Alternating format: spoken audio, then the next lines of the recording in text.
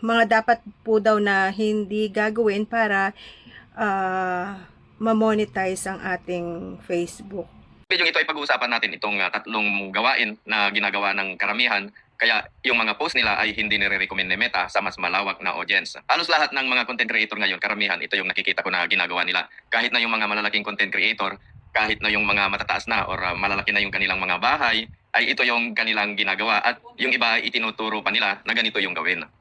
Kaya sa video ito po yung ating pag-uusapan kung bakit hindi natin dapat gawin ito. Lalo na kapag po yung mga nag-uumpisa pa lamang, kapag sinunod nyo or ginawa nyo yung mga bagay na ito, ay hindi po marirecommend ni Meta ang iyong mga post at matagal po bago lumago ang inyong bahay o ang inyong account. Dahil sa ang mga bagay na ito, minsan ay kabilang po sa mga ipinagbabawal ni Meta na gawain dito sa kanyang platform.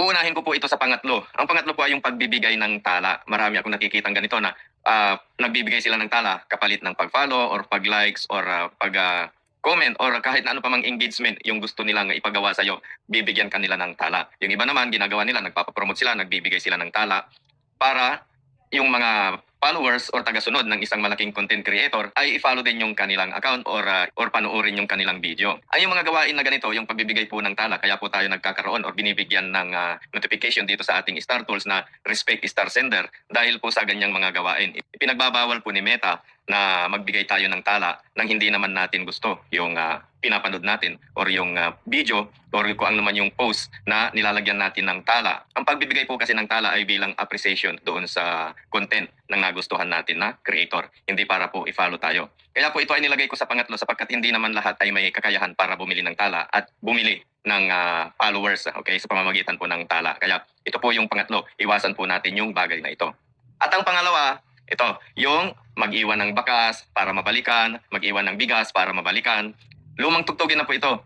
Binago nyo lang yung pagtawag doon sa follow to follow. At alam naman natin na yung follow to follow ay kabilang po sa mga fake engagement at hindi organic na followers yung makukuha nyo rito.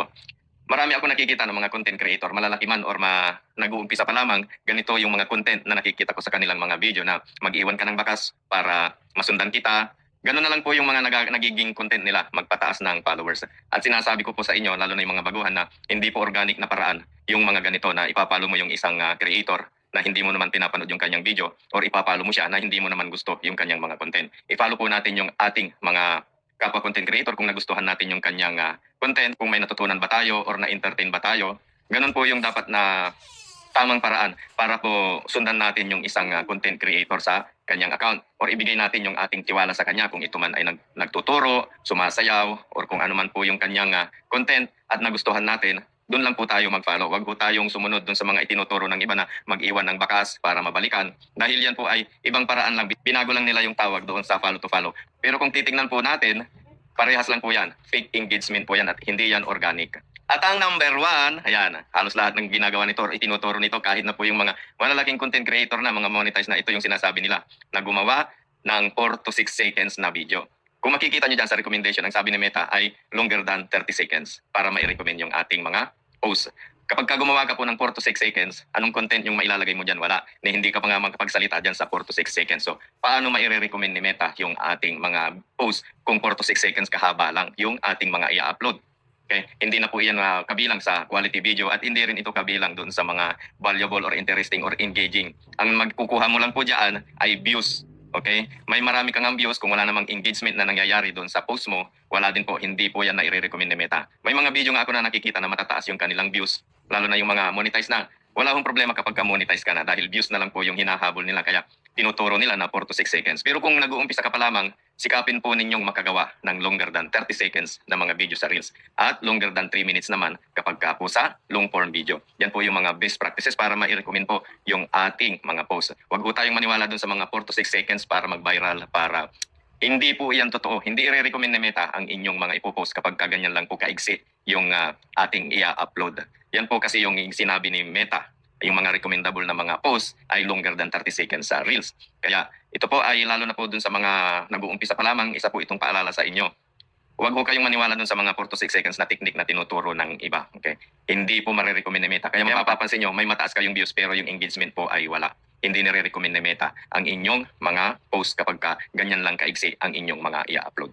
Ang pagiging isang content creator po ay hindi dapat natin minamadali. Ito ay ang pagtaas ng ating mga followers, pagtaas ng views, at pagtaas ng mga engagement ay kailangan po natin itong pinagsisikapan. Kailangan po organic lahat. Ito po yung utos sa atin ni Meta na kailangan nating sundin. Huwag po tayong gumawa ng mga bagay na pangmabilisan. Dahil kapag nakuha yung isang bagay sa mabilisan, mabilis din niyang mawawala. Mas maganda po yung paunti-unti at nahihirapan ka dahil yan po yung tamang gawa kung ikaw ay nahihirapan. Mas maganda po kasi yung step by step yung pag-angat natin dito sa platform ni Meta. Mas maganda po yun na bawat upload mo ay may manonood na sigurado, hindi yung panonoorin lang nila ang iyong mga post dahil nagbigay ka ng tala or dahil nag-iwan ka ng bakas.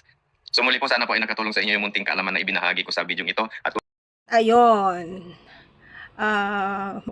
Yung yung una, yung paggawa ng video na seconds para sa reels at 3 minutes para sa video. Yun, tapos yung pangalawa, wag sasabihin yung mag-iwan ng bakas, yung mga ganon. Yung pangatlo, yung pagbibigay ng tala. Salamat po sa paalala. Thank you.